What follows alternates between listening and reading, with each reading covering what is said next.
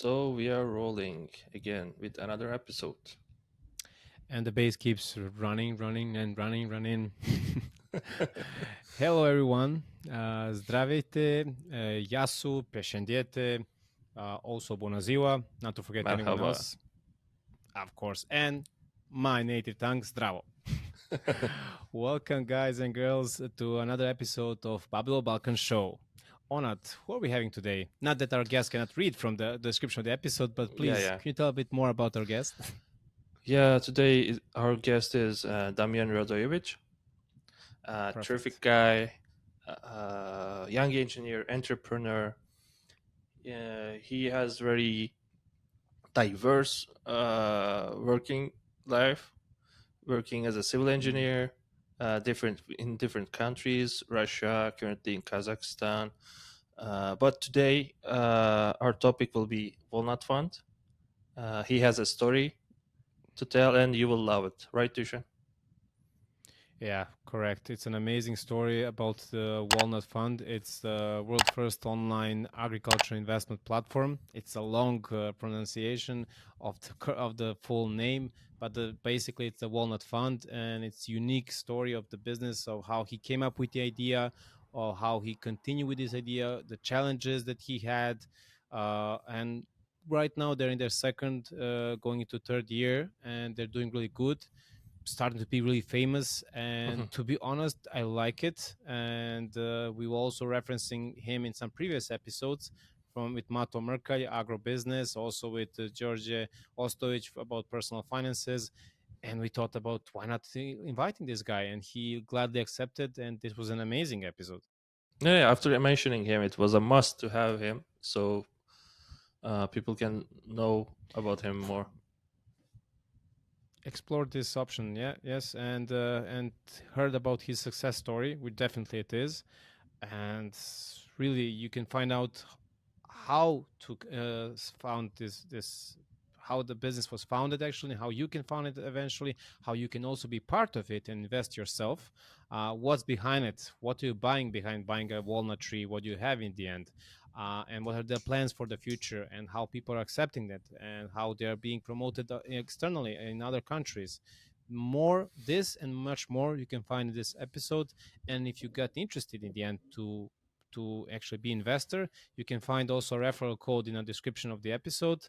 Besides that, there's also a link of the investment fund of this Walnut Fund itself, so you can go and check it out for yourself, get more information. There's also auto testimonials, videos about people, what how they invested, and how they're satisfied in the end. So feel free to check it out. But before that, check this episode, and please let us know in the end if you like it or not. And if you want to contact Damjan, there will all be his contact. So feel free as well.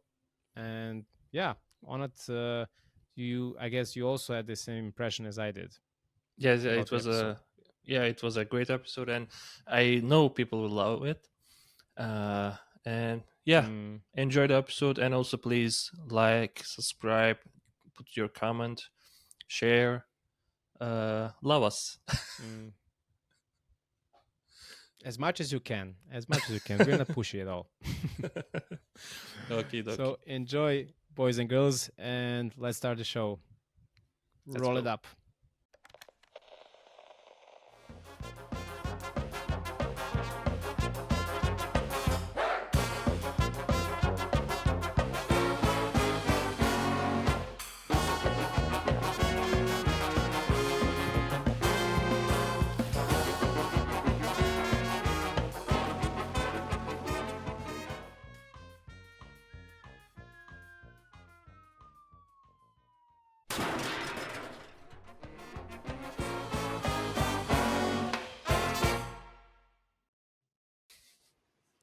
And we keep on rolling. Hello, hello. Welcome Hi, everyone. everyone once again, and welcome Damjan. Well, we're lucky to have you on our show. Thank you for inviting me. Hi, Dushan. Hi, Matt. Hope you're well. Yes, we're doing fine. And Yeah, you? thank you. Good, good. Actually, I just made it on time to your show. I was at the plantation, and I just got back on time to be here. What an amazing intro about the main thing of our episode. But before There you we go. go into the deep waters of your business, we usually tend to start with quite like easygoing questions. For some of our guests, they are tough ones, but actually they are not. They're just about you in general. So, Hmm. on it, if you may. All right. Hello, Damien, again. My question on this part is what is your first memory as a child? My first memory as a child, my parents are gonna hate me for saying this, but it's me wanting them to buy me a toy drill that you like pull the cord and it twists around, and they didn't want to buy it for me. I was like 2 years old, and even today, I tell them you didn't want to buy me that drill, and I'll never forgive them for that. So that's my first memory, I guess. In my head, there's those cartoon ones, that use for drilling and stuff. I mean, they exist, but in my head, they're the ones from the cartoons. Professionally, I'm a civil engineer by trade. And my parents always joke around with me that I came a far way away from that first toy that I wanted, from a drill to a civil engineer. So I'm on a good path, I guess. Yeah. Yep. Uh, Coming out to some of our previous guests, he is into finances, personal finances. You know him, George Ostage. He said when he Mhm. was little, also he had something to do with finding a wallet or whatever, and he wanted to do with money stuff, and now he's doing it today. So, people, make sure that your kids choose the right things when they're young. Buy them the toys that they want. Yeah, yeah. For instance, yeah, like Yeah, to have that's the true. There you choice. go. Yeah. Anna, do you want to say something? Yeah, I also have some specific toy that I always wanted, and my parents didn't buy me. It was a specific car, a very beautiful car, and I had like hundreds of toys, but I never forget that one that they didn't buy. So It's a life story. We I always always tell them forget. about that. Yeah, we always forget and we regret the things that we didn't do or didn't have, and when we appreciate the things that we have. Um, from my side, I have like typical question that I usually ask is when you were little, again, what did you want to be when you grow up? When I was little, I was obsessed with being an inventor. I always created things, always made up new inventions, new creations, was drawing things. Uh, that was one of the things. Another thing was connected to boats. I don't recall exactly what it was, but whether it was to design boats or to own a boat, it's kind of a bit foggy in my mind. But I Mhm. loved boats when I was little. I was so obsessed with them. When I was actually 1 year old, we moved from Serbia to Canada because of the war in Yugoslavia and everything. Mm. And in preschool, I drew boats so much during all my classes, all arts and everything. All I was doing was boats, boats, boats. And my school actually called in my parents to ask them, "How did you come to Canada?" And they're like, "We came by plane." Why? And they're like, "Well, we thought you came by boat because all your son draws is boats all day long." So there we go. Boats and inventions, I guess. Those two things.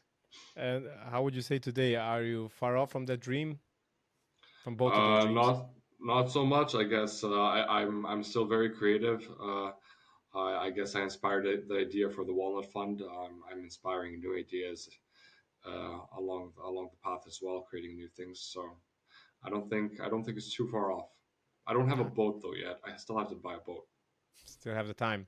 Yeah. Yeah, Yep. For our audience to know a bit more about you, you mentioned Serbia. You're coming from Serbia originally, and then you moved, as you said, to Canada 1 year later after you were Yep. born. Could you tell a bit more about your Balkan backstory for our audience to get more acquainted with you? Balkan backstory. Well, it's similar to most people here. Mm-hmm. I was born in Belgrade. Exactly on my first birthday, we moved to Canada. I lived in Canada for 14 years, and back in 2007, we moved back to Serbia, and I've been here since then. Uh-huh. And the thing is, we're living in Canada, which city? Calgary. Calgary. I heard about this one. It's in the middle of nowhere, as I Well, not remember. really. In It's in the kind of middle of it's Canada. west coast. It's like 500, 600 kilometers from Vancouver to the Oh, right. okay. So it's not that remote. It's a pretty good Uh, city. Pretty nice. Yeah, I heard so. And do you know French as well? I do. I do. I learned it over there. I'm a bit rusty though. I haven't spoken French in a long time. Mm. Oh, interesting. And when you Yeah. moved back to Serbia, I guess you studied here, and then what happened next in your career?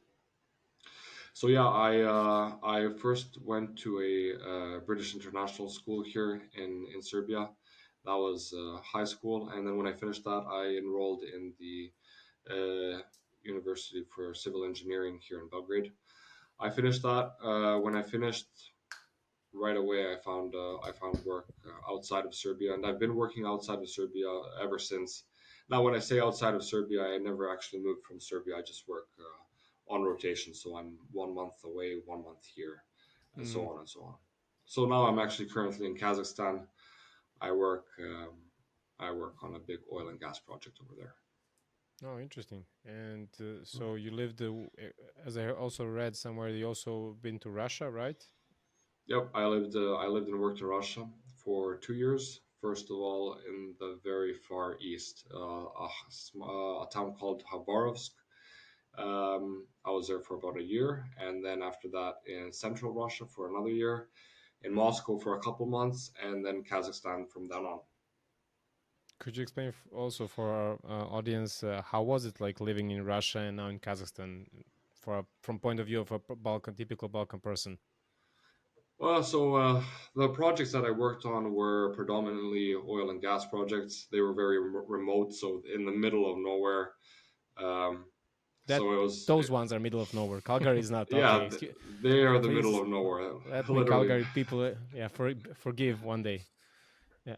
hundreds of kilometers of trees, trees, trees, and a lot of snow and a lot of cold. But it was interesting. A lot of good people. It was a big Serbian community in those companies, Mm, so it was a good experience all in all. okay. And were you Yeah. okay with the climate and the food and the Uh, animals, I t- mosquitoes, everything? So yeah, it was very interesting, honestly. So the climate very harsh, super cold during the winters. During summer, not so bad. So it goes into the 30s. You can bear Mhm. it.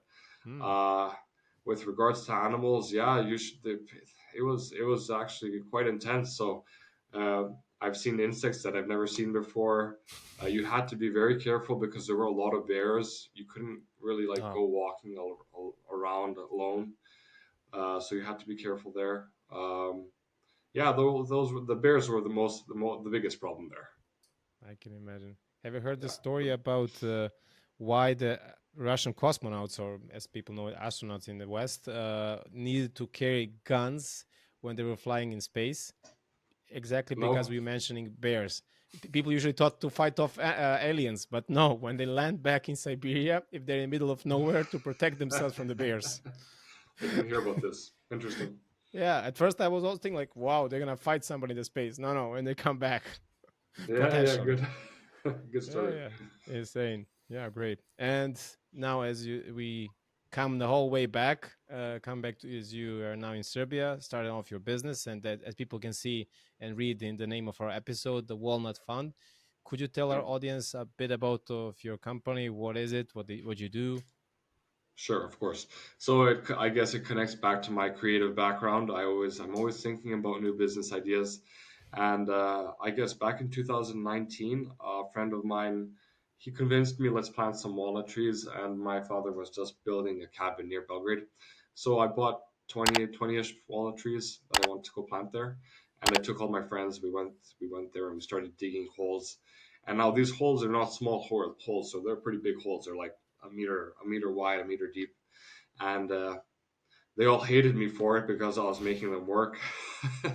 For free. In the meantime, for free, of course, yeah. In the meantime, you have like these villagers that live near us, and they're coming over and they're like looking at the holes we're digging. They're like, "That's not a good hole." Like you city people, you don't know what you're doing. Typical Um, Balkan thing. They're just putting their hands like yeah, this on their waists and they're looking at you like, nah, nah, I will not do like yeah, that. that's I know that's a better bad than you. hole. So anyway, so we're digging these holes, and every one of my friends was like, "This isn't your tree. This is my tree. This is my tree. This is my tree." So everyone planted their own tree, And that got me thinking, why not make a platform where everyone can really own their own tree, maybe connected to investment, and so on and so on. And then I started asking friends and family what they thought about the idea, their opinions, whether they would invest in it, whether they wouldn't invest in it, and so on and so on. And slowly but surely, the idea came to fruition. Hmm. So it was 2019. You started off of trying out with your friends, and when did it kick off? In 2020 or Yeah, later? so 2020, I opened the company. It was actually, so it was February 2020, not the Oh, best time to open a oh, company. oh. Yep. Yeah. And it actually Pandemic alert. exactly. It started off really well. It was going great. Uh, I had back in the time, I think Instagram had this. You put in like $5, you get like 20,000 views on your video, which nowadays is like not possible anymore. Hmm. So for like a really little money, I spread the word very quickly, and I think in the first month I had like $40,000 of investment for that first cycle that I was preparing to do. Wow. And come March, the pandemic hits and everything shuts down. So the first thing that shut down was well, because at the time I was working exclusively over PayPal. That's how I was collecting the money. So PayPal, they blocked the accounts. I couldn't get a hold of them either via email, via phone. I think they didn't even have a call center working. They were all like, "It's COVID, we're not working." So I couldn't get a hold of anyone, and this was like months going on, months and months. No one was answering. And the only option I had was to click the refund button to all the people, which was very difficult for me to do. I had collected a nice amount of money, so I refunded all the customers, and then came a little hibernation period for the company. Uh, I wasn't really honestly sure what to do with it. At the end, I decided to sell it, and I put it up. There's a website here in Serbia for businesses looking to be sold. So I posted it there, and I got a call from Milan. He's a co-founder now of the company, and he asked me, "Hey, why would you sell it? Why not sell it? Why not just give it to us to lead and stay a partner in the company and uh, not do as much as you plan on doing now?" So Wow. that's how we expanded the team. Enter Milan, Lazar, and Dusan and Ante, the other co-founding partners. And from there on, it was really a rejuvenation of the whole company. So we redid the brand, redid the website. We opened up an entity in Croatia, opened up an entity in Serbia, and started getting things ready to roll out. And then we rolled out in February 2022. Yes, Hmm. correct. February 2022. I think that's when we launched our first new fundraising campaign, and it went very well actually. So in the first year, we collected um, enough funds to plant our first plantation, which is 20 hectares in Molovan Shid, Serbia, around 5,200 walnut trees. Hmm. And yeah, it's going great. Now we're collecting funds for a second plantation. It's in central Serbia between Jagodina and Kragujevac. It's also currently it's 18 hectares, but I think that we're gonna purchase the surrounding plots as well. So I think it's gonna come up to some 25, 26 hectares this year. Nice, nice. Yeah, And do you plan those hectares to be all connected to each other, or it's like spread out like islands no, to connect them all? connected all. They have to be Yeah, connected because of the irrigation system. I mean, it's it would be difficult. very That's why I'm difficult. asking. Yeah, Yeah, yeah. yeah, Because the area it's also not like completely flat, and people are having a lots of small pieces, and somebody don't want to sell or it died, and you need some also legal part to inherit it. So correct, a lot of correct. complexity there. That's why I'm asking. Yeah, yeah. Yeah, Very tough the one. issue is in Serbia. That's one of the biggest problems when purchasing land.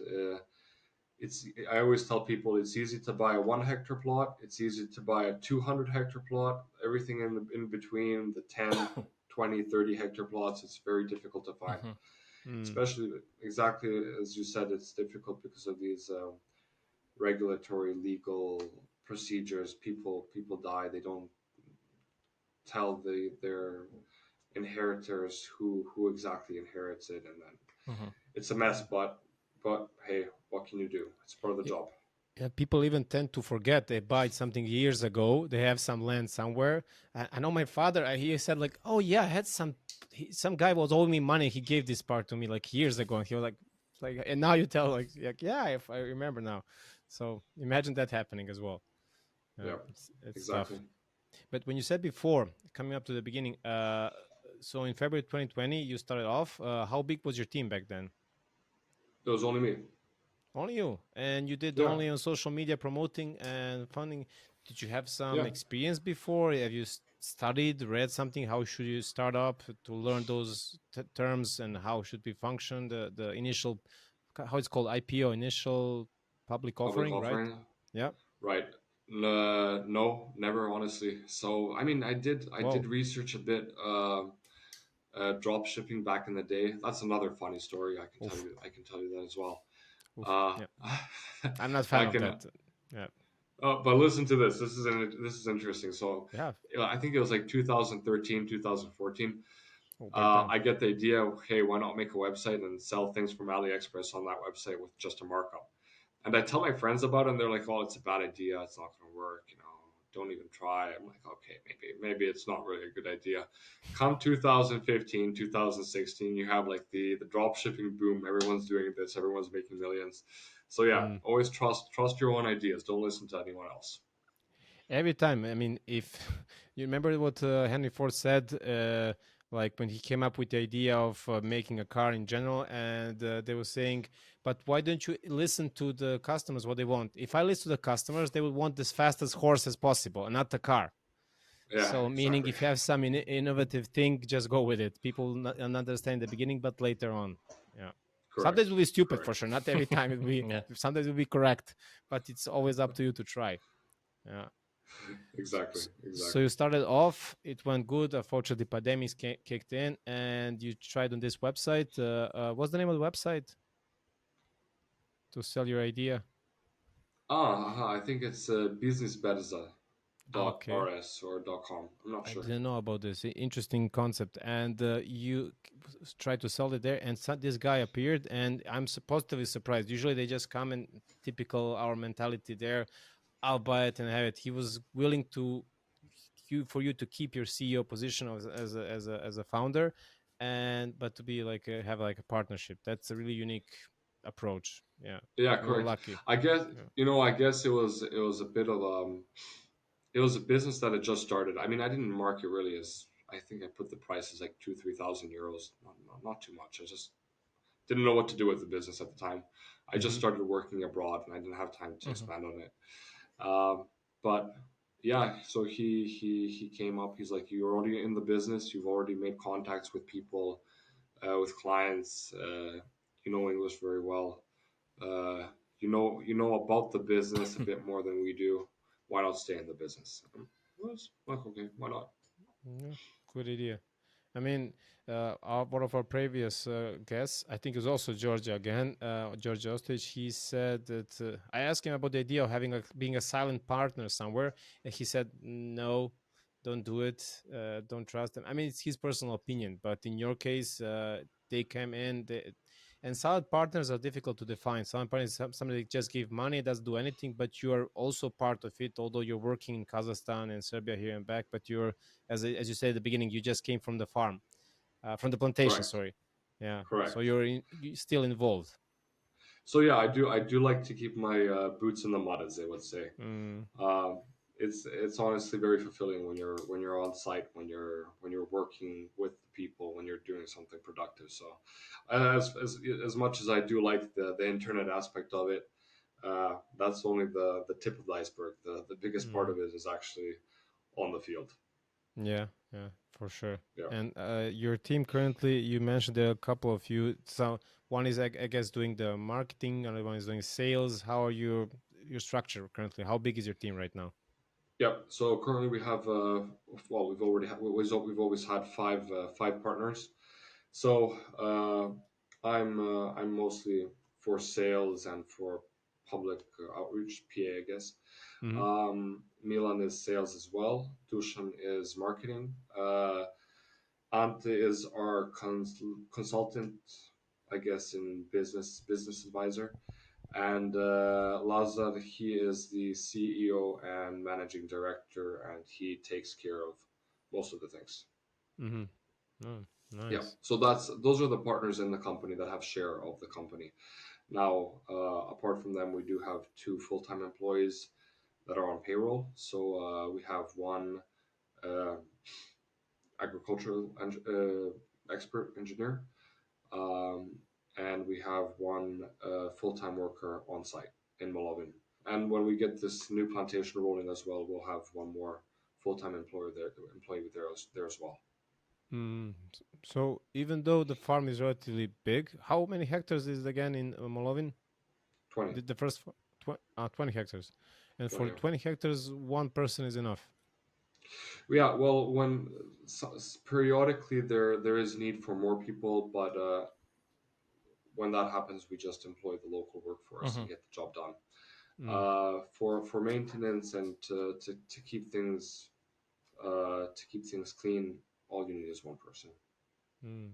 And I'm guessing Yeah. when you wanted to market this your product, and you had previously by chance doing the planting of walnut for your friends, did you also rethink like, okay, maybe walnut is not good enough, maybe some other product or plant would be better, or tree? Why walnut in the end? Does it really pay A lot off? of Yeah, a lot of people ask me that question. Honestly, walnuts are long term. I like them. They're a symbol of longevity, strength. That's one reason. So I guess a personal reason. Secondly, it is very economically beneficial long term for investors. Um, Third reason is, I guess, it is to a very large extent um, strong against pests and disease and Mm-hmm. I guess the elements as well. And fourthly, it's easier for me to sell, for example, to investors coming in a tree than it would be to sell a linear meter of strawberries or a square meter of corn or something as an investment good. True. For sales, the simplicity is often the good thing. When something is complex or it's really hard to grasp, to understand it, tree, Correct. okay, you everybody sees trees around them when they go, hopefully, in the cities or in the villages, wherever, and yeah, it's easily to understand, okay, what you're selling. And in the long Correct. run, okay, first things first. Like, I'm a potential investor. I come in, I want to invest. What do I get in the end for my investment besides So you just get having a tree? what else would you like? Uh, Sorry, did you hear me? Yeah, I heard you. I asked what else would you like? What more would you Ah, like than a tree? no. I mean the profits, the profits in the end. How do I get the The profits from the profits. all Oh, the? okay, okay. Yeah, that is the. I Okay, yeah. thought. So it's Okay. it's a simple profit sharing mechanism. So Mm-hmm. let's say a plantation has 100 trees, and you buy 5 trees. So you're entitled to 5% profit share of the plantation itself. Even if your trees, for example, all five of your trees die off, it doesn't matter. We'll replace your trees, but still your profit will be 5% of the remaining 95 trees that bear Mm-hmm. fruit. Um, so yeah, it's a very simple model. Investors from all around the world, they buy X amount of trees. We plant all the trees, take care of them, nurture them, bring them to fruition. When they begin producing yield, all initial profits, first of all, go to our clients to get them to break even as soon as possible. When break even is achieved, then the Walnut Fund takes 50% of profits, and 50% of profits are dedicated to our clients. And before break even point, how much the clients get? 100, Uh, everything. oh, Oh, okay. Yeah. That's fair. I Sounds mean, fair. it's in our interest to get investors paid off as quickly as possible. mhm. So Mm-hmm. It's more attractive actually than if you invest in ETFs, whatever. You just keep on going as they come back, or the stocks, whatever. Yeah, I correct. got it. Oh, interesting. And when does the first yield come? So the first fruitions of your work when you plant a tree, when you get Yep. the nuts, the walnuts. So the first harvest is in the fourth vegetation. So as I mentioned previously, we plant 2-year-old saplings. So in the fourth vegetation, that'd actually be 6 years old already. But in the fourth year, we do the first harvest, and then gradually the trees begin to bear more and more fruit each year Mm, until about year 9, year 10. That's when the trees reach full maturity, and that's when the yields stable off a bit, and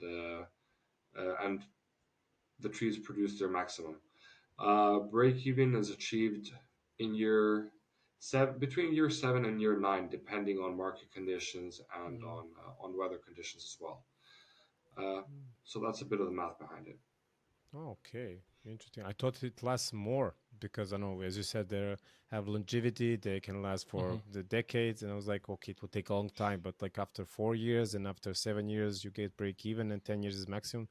That's not a, yeah, really long period. Usually, when you invest in some investment fund, it takes quite a lot of time to just jump off and just break even and to have like substantial profits. But in your case, it depends on the tree itself. It's connected to the nature, not on the Correct, correct. artificiency of the market. Yeah. And actually, to many investors, it's a very long period. It's too long of a period. I think the investment culture today is a bit too fast tracked. I think they expect return on investment quicker than it should be possible. Yeah, we also But yeah, mentioned in the previous episode, Georgia. So because people are now, because of the new currencies, digital currencies, they are all like, Mm, people are looking for really fast benefits, like one day and I will double my money. yeah. Those kind of Fast things, I money. guess, a bit poisoned the investment culture. yeah, yeah. And then they're hoping for the Ponzi scheme, as said before as well. I Hmm. mean, Yeah. the fast money you only get from as if you're a first investor in some Ponzi scheme, and then later on, yeah, it's all gone. But Oh, and that's it. plus, It's interesting that you mentioned the Ponzi scheme now. So here's a short story. It's a Ponzi scheme. It ended about a year ago, maybe a bit more. It was called what was it called? Juicy Fruit. Did you hear about it? yeah, it was in Serbia, right? No, no, not in Serbia, not in Serbia. So it was actually in well, let me tell you what it was actually. So Yeah, they yeah. they made they made an investment fund where you can invest in marijuana plants. So the same as the Walnut Fund, but just marijuana plants instead of walnut trees. Hmm. And Okay. they give very quick return on investment. So they give I think either quarterly or 3 times a year. They gave like 30% return on investment, and they That's alarm in my head. The buzzes yeah. immediately, but okay. So they were working for like a good 4 years, and then like overnight they just disappeared, and they stole like hundreds of millions of dollars from people worldwide. And Wow. now the interesting thing starts here. So because our businesses are similar, people start like semi attacking our business, which we have nothing to do with. But they found like specific ties, like their business originated in Croatia as well. I guess Uh-huh. the legal structure was simple to open there as well. I mean, Uh, as we did as well. So uh, people started convicting us of being fraudulent as well. But I think that all passed after we planted our initial plantation. So After planning initial plantation, and still people need to wait, as you said, at least 4 years, then they can start having returns back, which in Ponzi scheme never happens. Never. correct, correct. I mean, and the good thing is, so with the walnut trees themselves, you can actually see them. They're not going anywhere. You can come and visit us. We're very transparent. You can give us a call more or less any time of the week, any day. We're there. Yeah, if after from my point of view, I would definitely check it, and after 1 year, I still see the tree, and I still see it's growing.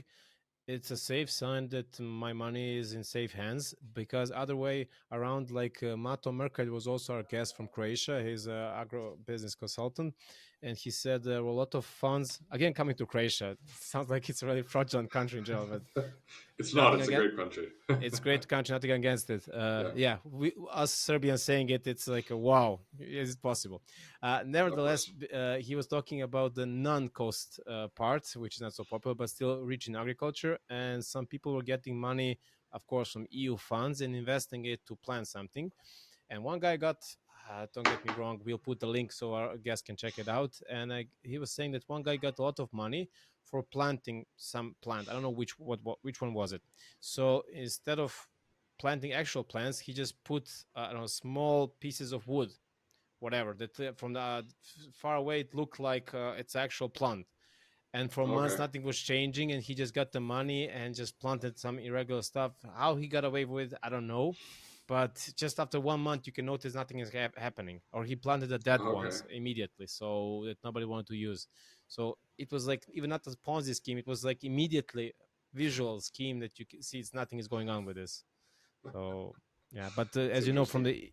the EU bureaucrats, they have like really tough time of making a system to have like a good feedback of they're investing the money in the right way and to giving it to right people or not, and hence you Yeah. see the results in the end. Not happening all the time, but there are examples. Yeah. It kind of reminds me of when I initially started the business. So at the very beginning, so I made a website and everything, but the thing I was missing was actual proof of a walnut plantation. Yeah. Mm. So what I did is I printed off like a big sign where it was printed the Walnut Fund, Mhm. and Mm. I called the person. I found out who had the biggest plantation in Serbia, and I asked them, "Can I come to your plantation and take a couple of pictures?" And they said, "Yeah, why not?" So I went to their plantation holding the sign.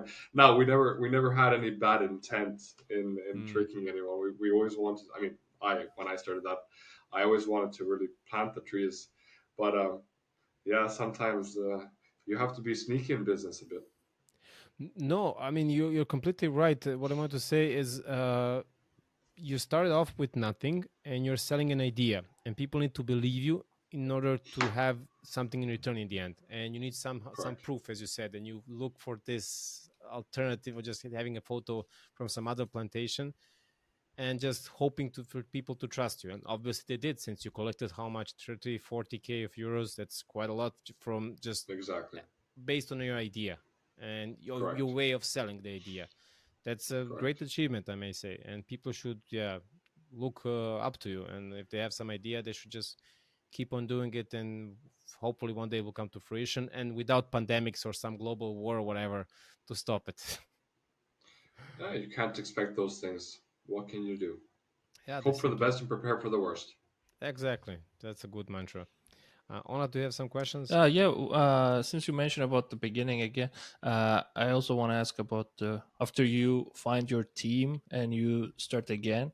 How was the problems, like struggles, building that business? How was that process? So there were struggles all along the way. I guess with every business, it's about getting over these little Hmm. hurdles, until you get the ball rolling and everything's Mm. working.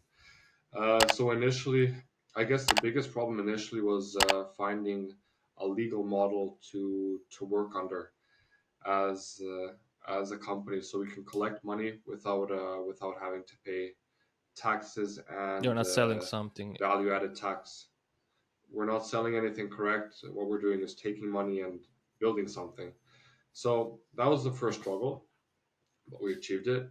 Second struggle then was the problem that I mentioned previously. So even if we did reconstruct this company, we still didn't have anything planted behind our Hmm. company. We didn't have any proof of stake or anything. So we solved that problem as well. We teamed up with Dragan Majovski. He's our mentor and our main consultant in the walnut field here. So he was the first person in Serbia to plant a very serious Chandler-based walnut plantation. That's the variety of trees that we're planting. Oh. So it's currently in its seventh vegetation cycle, and it looks amazing. You can see on our website. I think we have a couple of news articles regarding his plantation. So we teamed up with him. that gave us a bit of wind in the back, I guess. And that was the second problem.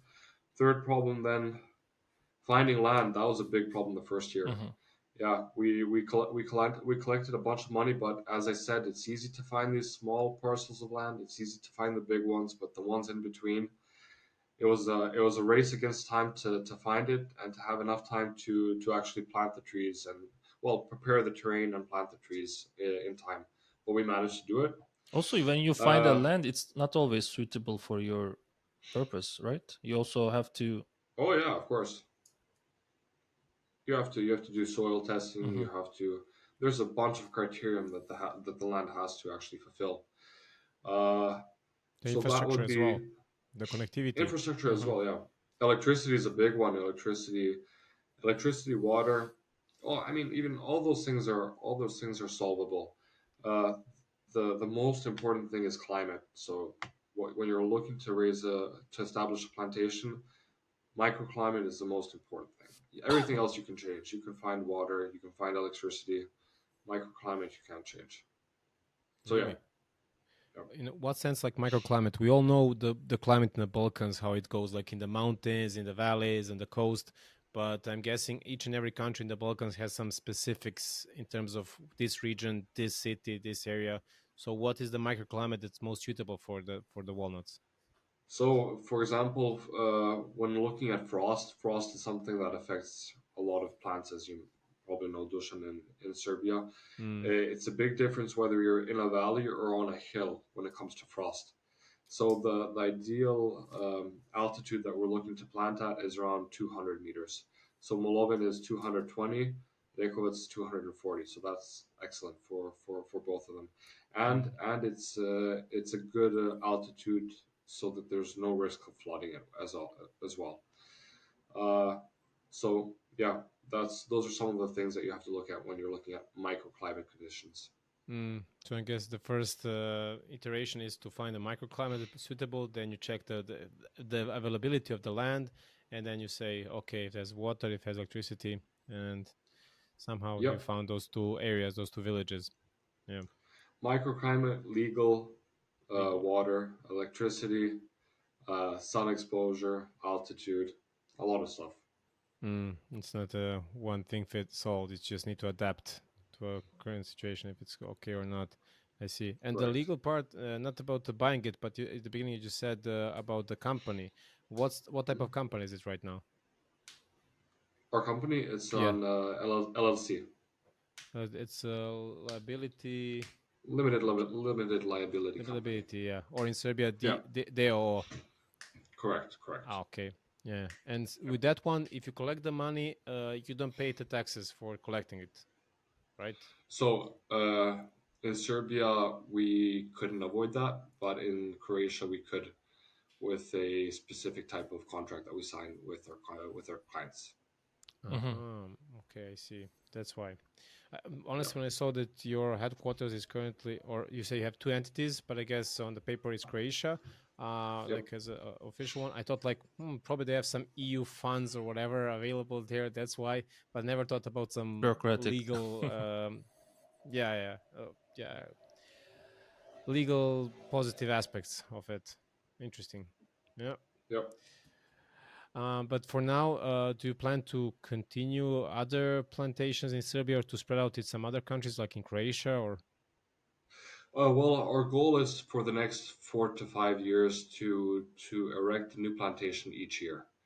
Now, Wow. ideally, it would be in Serbia, and ideally, the plantations would be as close to each other as possible. Mm, Uh, but things aren't ideal, and if we find a good situation or a good opportunity to plant a walnut plantation in a neighboring country, we have nothing against it.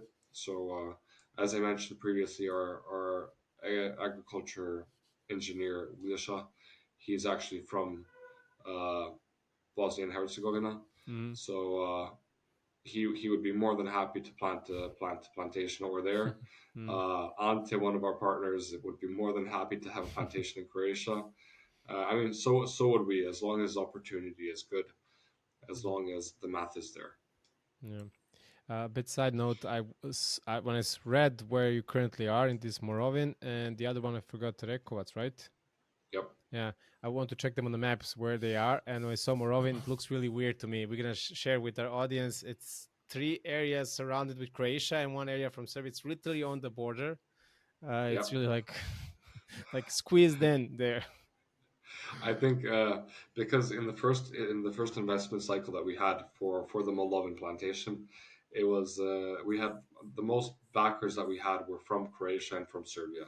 So I Hmm. think that was an ideal plantation spot to have it right between the both the countries. Yeah, by chance it Yeah, happened like that. Interesting. Uh, building bridges through walnuts. Who would say?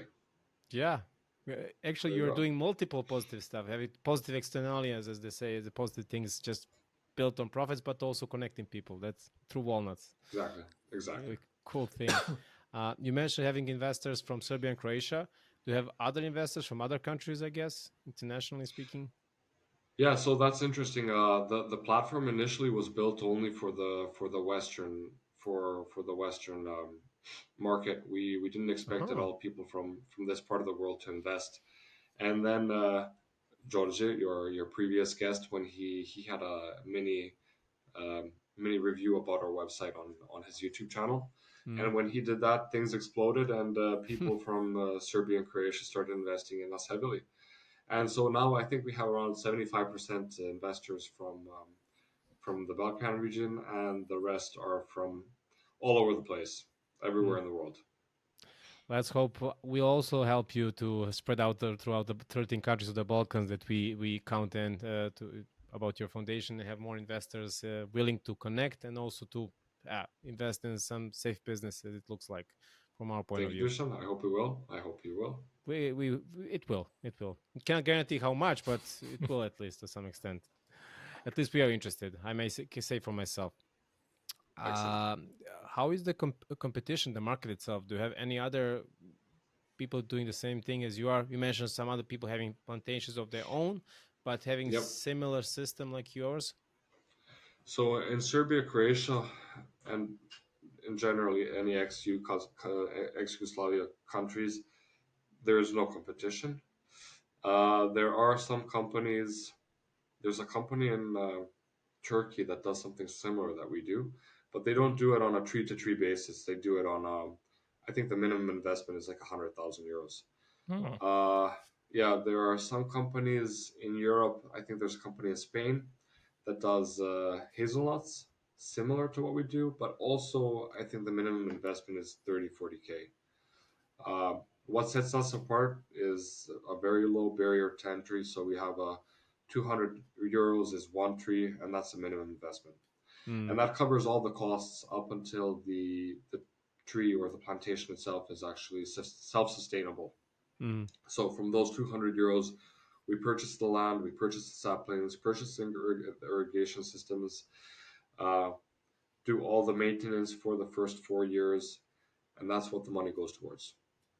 okay, so your whole capital is based on the investment from the investors, the ones that are buying trees. Do you have also some seed capital from before, or to start up your business, or no, from scratch? No, from Wow. scratch, from zero. Yeah. Yeah. I I mean, we honest. had like, I think we all invested like 500 euros to make a website and to do the initial marketing and stuff. But yeah, It's natural. We also did for us, so for our show, so it's natural. No, but I usually think like when people start off business, they usually invest something or they collect some credits or some I don't know EU funds, whatever, just to have to kickstart it. But yeah, I guess you can also do it as you said from your point of view, just counting on the money that you get from your clients, and therefore you're more connected to them and more, yeah, more willing to correct, contribute and give them back for the money's worth in the end. correct, correct. I Yeah, think so. yeah, nice, nice. Ona, something more from your side? Uh, so how is the demand in the market right now? How is the people are more interested in the some? For example, as you mentioned in Turkey, there were also some trials, similar ones for like farm, uh, s- and Hmm. people are more interested in like those kind of things. How is it for your case right now? It is rising or So honestly, I think I think of it as a fisherman's job. One month we'll have a lot of investments, so Hmm. the next month we'll have very little. Uh, Usually it's more or less stable throughout the year, and then uh, July, August drop a bit because I guess people are on vacation, not thinking too much about investments. Mm, And then September, October is when it picks up a lot, and we usually sell out in this period. So mm, we're currently on our second plantation. We're around 75% sold out of what we currently have. And okay, August has been a bit of a dormant month. There haven't been many investments, but come September, October, also we're organizing an investor meetup. When that occurs, I last year we sold out in a week. So mhm. uh, yeah, In a week last year. yep. We were at like 80%, and we had an investor meetup. And after that, we had like people from all around the world come and see the plantation and take a tour and everything. And after that, we sold out Hmm. in a week. And when was George's episode? Around this period or later? No, it was much earlier. Much earlier. George's episode was even before we rolled out our initial fundraising campaign. So Wow. we weren't even accepting funds, and George rolled out his first TV show about us. So you see, he saw your idea was worth it even before you started building anything concrete for people to invest in. Yeah, Exactly, exactly. yeah, yeah. He has an eye for many things, including this one. Good for Georgia. Again, people, anyone who wants to follow his channel, Lichna Financia, please follow. He is amazing. He share anything about it. Yeah, as since we're mentioning him quite a lot, we owe him that much. Shout out to Georgia. Yeah. Um, is it still risky in Serbia to have like a successful business in general? In that sense, okay, you're having starting good, having investors, so on. Are there some challenges that you didn't expect popping up? You know what I mean. I mean the mentality here and people being judgy and local sheriffs wanted to have a piece of cake. Is it like that, or hopefully it's not? So honestly, we haven't had any problems so far Good. with regards to local sheriffs and to politicians or anyone. We haven't had any problems. Mm, Um, I think we're doing something that's good for them, for the community, for us as well. yeah. So it wouldn't be beneficial for anyone to be nagging us too much. Yeah, I'm really happy, and I believe, actually I hope, more or less I hope that it will be like that and continue being on your own, paying taxes, being fair businessman, and doing your work as best as you can. Yep, I believe it's like that for most businesses, unless you really stick out or or you're doing something that you maybe shouldn't be doing. I don't Mm, think it's too big of a problem. yeah. Sorry for asking. It's maybe a personal thing. Do you have like a Canadian passport? I do. Then you're safe. Trust me. Trust me on that. Trust me on I've that. I've I have never used it. I have J- my Canadian passport No, is empty. no. Just I in It's haven't still case. used good. it in years. Yeah, just keep an eye where, just in case. Yeah, it will. They don't want to mess when you have a foreign, especially some Western foreign big country. They don't want to. Yeah, yeah. So I Well, heard. you have to So you have to keep in mind that the Serbian entity of our company is opened by a EU entity, so they're connected as well. yeah. On top of that, yeah, you see. So yeah, good thing. Not pointing out fingers or yeah, messing up or just teasing them. But yeah, in my opinion, it's all good as you're doing okay and not sticking out in any political sense, just doing your work. It's really good. Sadly, it's the thing in the Balkans. People tend to ask those things, and because some things they do really honest job and they do really good, and then someone that comes along and you didn't expect this, you didn't put this in your business portfolio and your business plan, Yeah, this challenge to appear. Yeah, some which in Western countries they don't think about this. They just do as best as they can. They only complain about taxes and stuff, but those types of issues of having local sheriff politicians is not in their scope. But correct, yeah, exactly. let's hope it will get better in our region.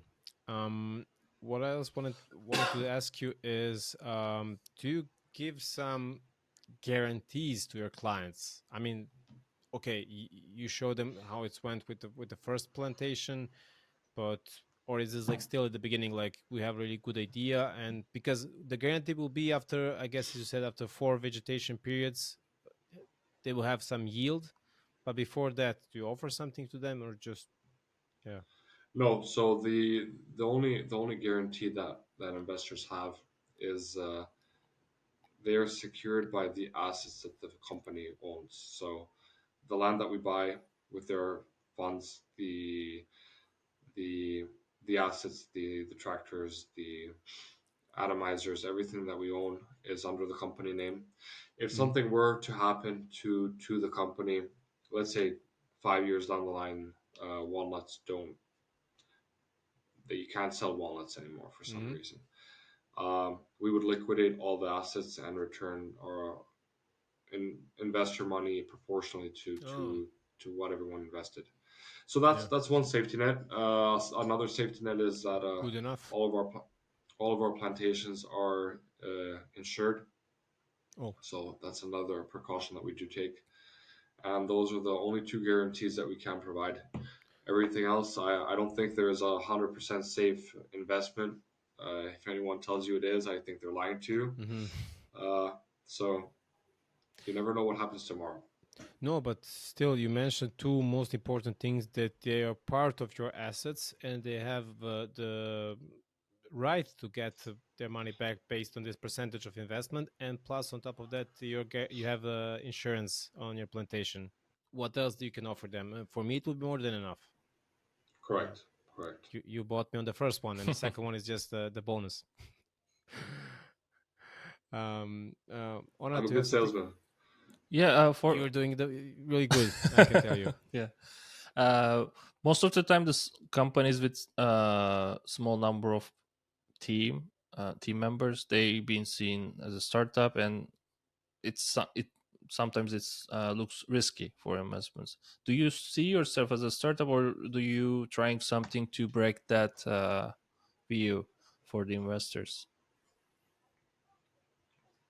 So we actually just had this discussion a couple of weeks ago in our company whether we're a Mm, startup still or we're not. Honestly, I don't know what defines a startup. So we do have two plantations. I mean, one plantation under our belt now. We're going for the second one. mm, I think that maybe we might be a startup all up until we start returning people their money. Mhm. Until then, we're a startup, maybe in my eyes, at least. mm. Once we begin returning people their investments, I think then we can call ourselves established and functioning business. It totally makes sense. I mean, I'm also struggling sometimes. I read multiple definitions of startups, and it's really hard to define it. Okay, it's something new, innovative. Usually, you're not entrepreneur; you're just a bit more than that. But also, like, when do they stop being startup? Some companies are 10 years old and they're still like, "Oh, we are startup," because it's a sexy name to be called like that's being startup. But it makes sense when you start seeing the fruition of your investment. In the end, Mhm. it's the point when you just overgrow it. And if somebody calls you a startup, okay, it's sexy, but in the end, the main thing is that you're doing business good and having results in the end. What else? Correct. Yeah. Yeah, some companies are still like big companies are still not having profits after, I don't know, many years. Tesla, I honestly, please somebody correct me if I'm wrong. Write in the comments. I think Tesla was struggling for 10 years until they get the profits, or they still are. So you're still investing in a company that's not getting any dividends in the end. Not sure. Not sure. What I else? think they were working at a loss for the last like 10 years. I think this Yeah, is their first positive year. first positive year. Yeah, you see. By your definition, they now stop being startup after 10 years and being globally well known. Yeah, but it's I think it's they just did a it. They did a it pretty is good job. indeed they're the best ones currently in the S&P 500, top Yeah. one by value. Yeah, currently as we are having this episode, end of summer 2023.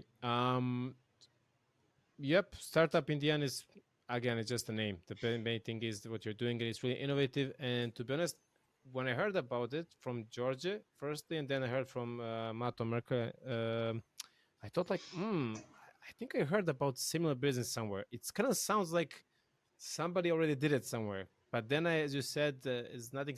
There's nothing similar, and it's also written on your website, and you stand behind the thing written on your website. It's actually the first world online agriculture investment platform. Correct? For walnut trees. For walnut trees. Okay, that makes a Yes, difference. Yeah, that's being a first in the world in anything. It's really big achievement, correct. especially when it's something good. Yeah, like this. True, Oh, so true.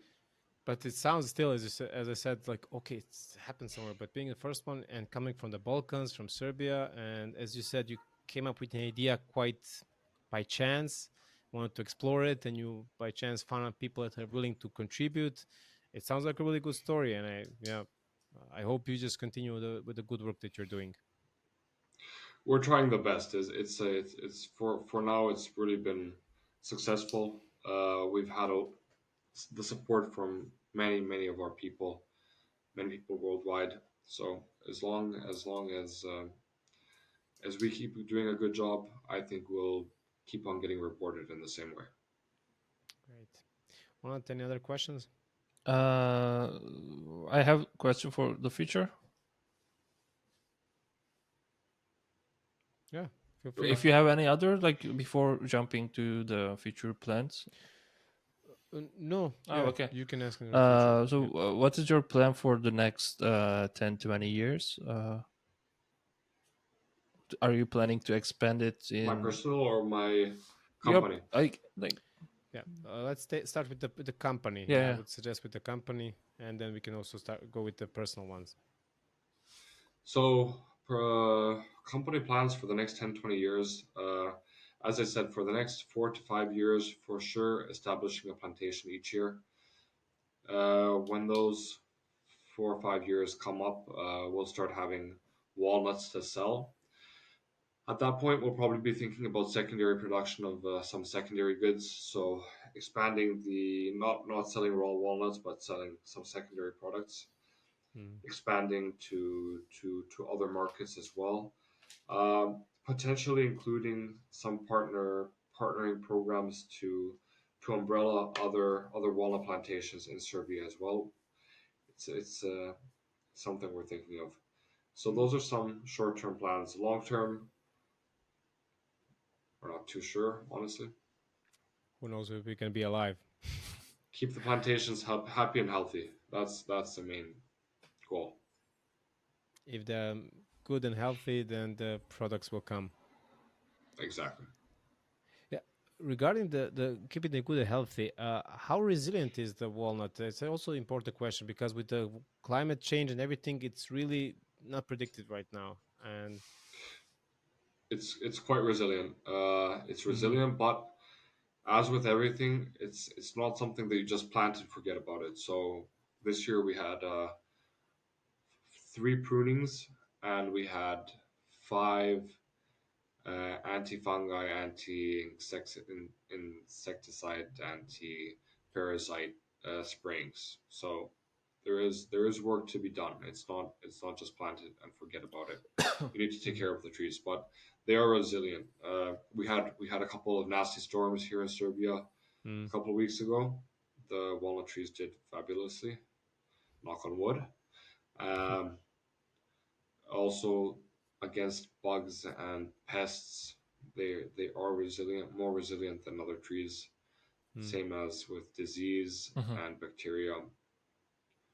They're better than other varieties. Oh, okay, interesting. What are the prunings again? Pruning is when you shape the tree. So when you cut the Uh, branches of the tree, that's pruning. okay, and you need to do it only in the case when there's some big changes in the environment, or it's a regular thing. No, so in the first year, what you want to do is you want to leave one of your strongest lateral branches to expand. So anything else that is on the tree growing, you want to cut it off. Mm-hmm. So that's why we had 3 prunings now. Might sound easy, but when you have 5,200 trees and you have to Oof. go prune them each, yeah, it's quite a big of a task. And then you Yeah. come back 10 days later and there they are again. So Mm. it's yeah, And I'm guessing you need to cut them because you want all the energy, all the thing that tree has to focus on the one that's more productive, so to say. That the one Correct. branch, not to You spread want it out. you want it to expand the trunk as much as possible, and that one lateral branch that is the strongest. Mm, okay, interesting. Never thought about this.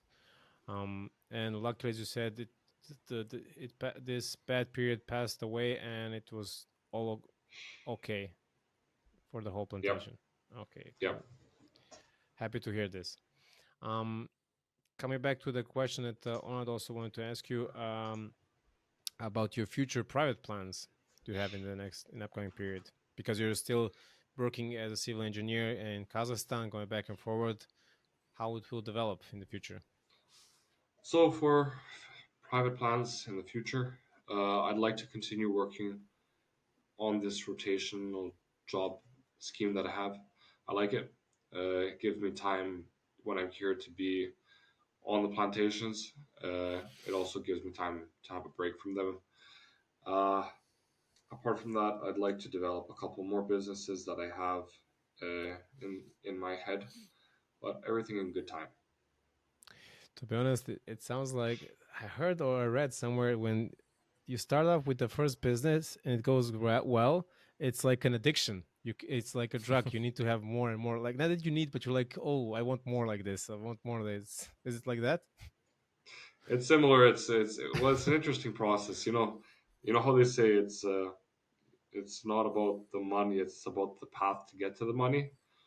That's what makes it interesting.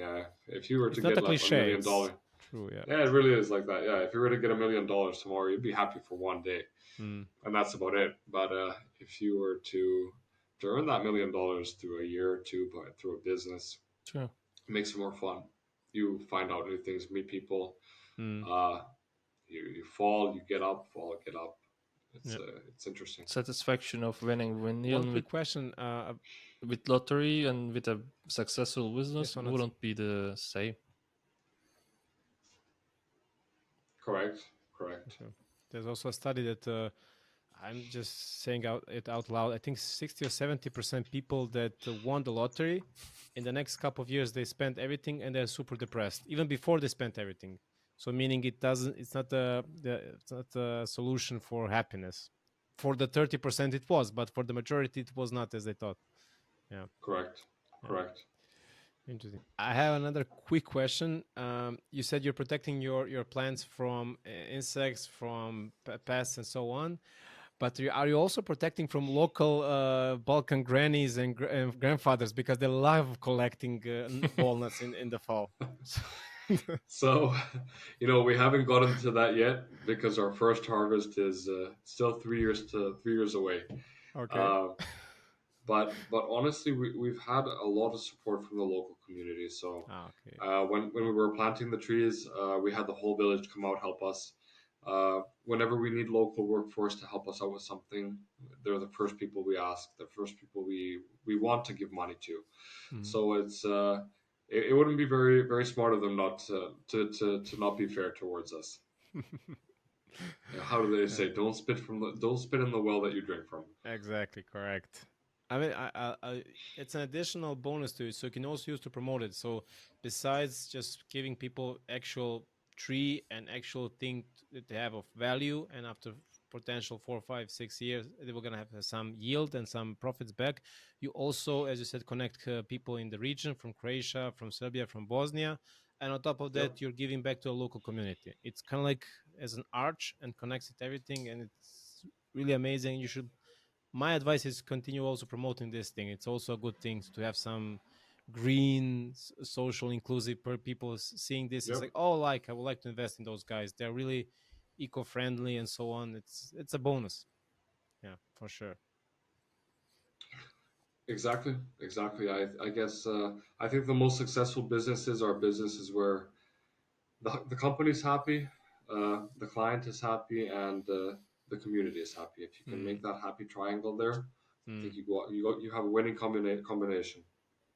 perfect match. Yeah. Yeah. Yeah. Sounds a really good thing to wrap this episode up. Thank you very much, Damjan. We had a really nice time. For our audience, if they want to know more about you, they can visit your website of your company, ask questions, and in the end as well to invest. Okay, all the links, all the related things will be on the description for the audience, so they can check, and they can, as you said, they can check the website and everything. Yep, and Dusan, Anna, thank you for inviting me. Thank you for this wonderful discussion. It was a pleasure being on your show. I hope we can reconvene, I guess, next year to recap on another investment cycle and how we did. Why not? That's a good idea. It would be Definitely. a pleasure Yeah. from our side as well. You have a perfect story, a success story coming from the Balkans and connecting the Balkans in a really nice sense. And we really want to promote you and your idea. And yeah, it's not a product placement, as some people would say. It's just we like the idea and like, yeah, you as a person as well. So yeah, we know that for sure our audience will like it. And yeah, we wish you lots of success. Thanks, guys. Thank you for joining them. Yeah. So thank you. So up until next time, see you all. Ciao. Bye bye. Bye, everyone.